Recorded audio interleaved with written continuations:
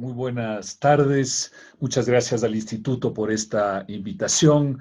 Espero ser útil en ayudar a reflexionar sobre la necesidad de la renegociación de la deuda externa del Ecuador y las buenas relaciones crediticias internacionales. Voy a tratar de compartir la pantalla.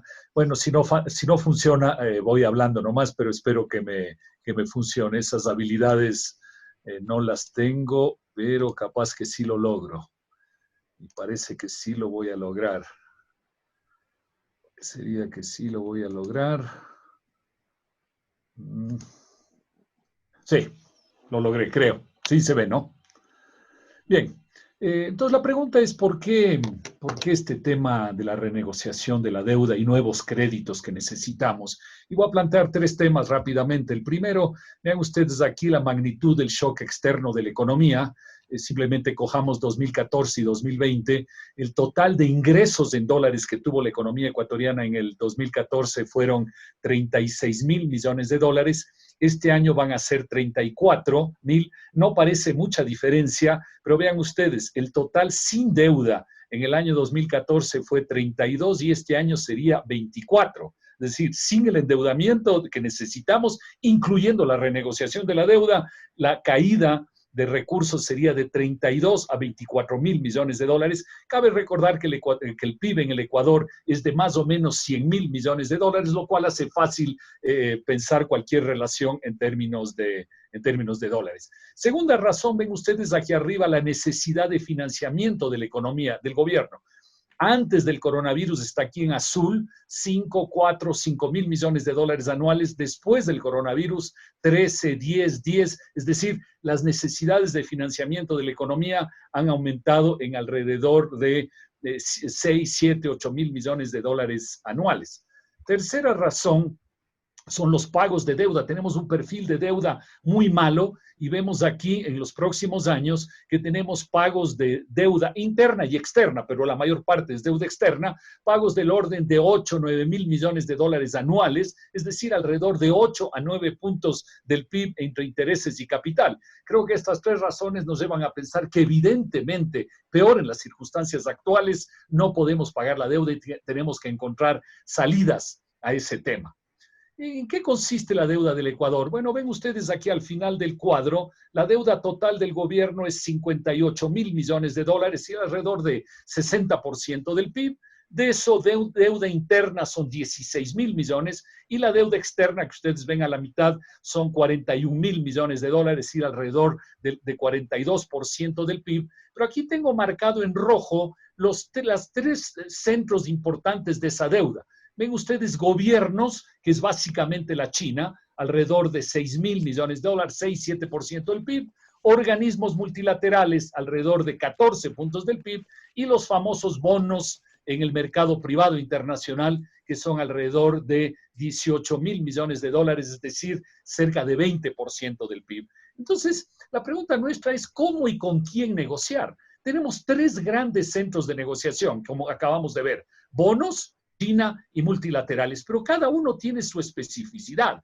Los bonos tenemos básicamente que renegociar los pagos anteriores, negociación que se acaba de dar, que todavía no culmina porque todavía tenemos que completar, se tiene el acuerdo de aproximadamente el 50% de los bonistas y tenemos que llegar al 66%, en uno de los bonos tenemos que llegar al 75%. Estos días han surgido algunas discusiones de que va a ser muy difícil llegar al 66%, que algunos han mostrado públicamente que no están de acuerdo con esa negociación con la otra mayoría, pero yo creo razonablemente, por muchas razones, que sí vamos a llegar a tener este acuerdo. Ojalá.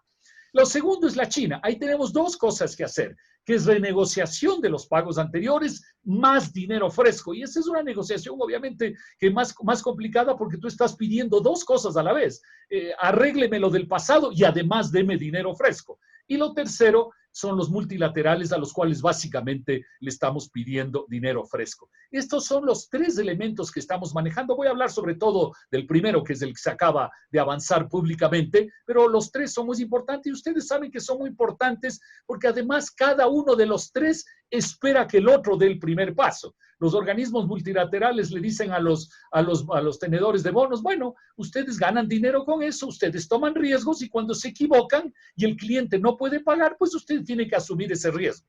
Los bonistas le dicen a los multilaterales, bueno, pero ustedes fueron creados para ayudar a los países cuando están en problemas, así que yo sigo cobrando y usted más bien preste plata al gobierno del Ecuador. Y luego está la China, que también hay otros que dicen, bueno, yo no voy a poner mi dinero para que se sigan manteniendo los pagos al día a la China también tiene que entrar en el paquete. Entonces, hay que encontrar el buen timing de las tres cosas y yo creo razonablemente que el Ecuador lo va a lograr durante este año, empezando por el tema de los bonos, que ojalá se concrete en estas próximas semanas, luego se anunciará probablemente de la China y luego les tocará a los multilaterales completar, digamos así, el financiamiento que requiere el Ecuador. Es una estrategia que el Ecuador la ha emprendido basada no en el conflicto, sino basada en una buena y sana negociación con las partes. Ojalá se demuestre que ese espíritu positivo sí funciona, digamos, las negociaciones internacionales.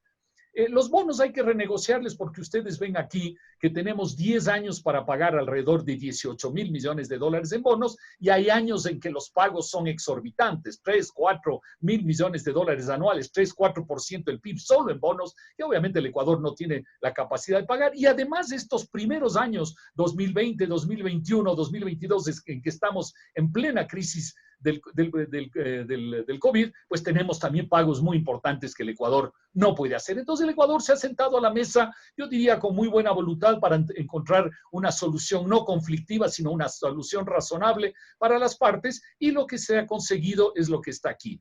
Son 3 o 4 cosas que son importantes. Uno, la tasa promedio de los bonos ha bajado de 9,2 a 5,3, es decir, una rebaja del más del 40% en la tasa de interés, y tengamos presente que las negociaciones anteriores, en particular empezando en el gobierno de Correa, fueron muy malas y el Ecuador ha tenido que pagar tasas en promedio del 9,2 y llegando incluso a pagar tasas cercanas al 11% en el mundo actual de tasas de interés bajas. Es una barbaridad, pero bueno, es la situación que teníamos. Entonces hay una propuesta de bajar 40% las tasas. Como ustedes ven más arriba, se ayuda a desahogar estos primeros años que son complicados, 5 años de gracia en capital, 2 años de gracia en intereses. Luego el plazo total de la deuda se lo extiende del año 2030 hasta el año 2040, es decir, hay pagos que se extienden más y hay un pequeño alivio en capital que es del orden del 10%. Todo esto lleva, como ustedes pueden ver en este cuadro, a un cambio importante en los flujos de pago. El flujo anterior es el azul, el flujo actual es el verde y es obvio que logramos lo que necesitamos, que es tener, como ustedes ven, pagos muy pequeños en los próximos 3, 4 años, pagos bastante pequeños en los próximos 10 años y un alargamiento de los pagos hasta el año 2040. Todo esto requiere hacer un pequeño cálculo en lo que llamamos el valor presente, ¿no es cierto? Que no es lo mismo pagar $100 hoy que pagar $100 dentro de 10 años. Y el valor presente está calculado aquí. Ven ustedes que calculado al 10% o al 12%, que suenan valores razonables para calcular el descuento de los pagos de deuda ecuatoriana, pues tenemos una rebaja en alrededor, digamos, del 45% en valor presente, lo cual creo que también está dentro de las aspiraciones razonables que tenía el Ecuador frente a esta negociación. Es decir, es una negociación llevada de manera razonable y que tiene resultados razonables. Como dicen algunos, una buena negociación es una negociación en que ninguna de las dos partes está totalmente satisfecha, pues yo creo que en esta negociación el Ecuador está al menos satisfecho con lo que se ha obtenido. Y por último, simplemente resumir por qué este es un tema tan esencial. Recordemos que por el mal manejo económico en los últimos 10 años, el Ecuador no tiene ahorros. no tiene acceso al mercado internacional, no puede imprimir dinero y devaluar la moneda, y lo señalo entre paréntesis, lo cual es en definitiva muy sano que no tengamos esos instrumentos, pero no los tenemos, estos instrumentos en su conjunto. Entonces, ¿qué se vuelve esencial en el Ecuador? Y estoy seguro que Augusto va a profundizar estos temas, simplemente señalo en términos generales. Necesitamos al menos 3 cosas importantes. Uno es la reducción en el gasto estatal no productivo. Segundo, una adaptación del mercado laboral que es tremendamente complicado e ineficiente en el Ecuador. Y tercero, justamente lo que trataba esta conversación, que es la renegociación de la deuda y los aportes externos a un fondo de crisis para atender a las familias y a las empresas vulnerables.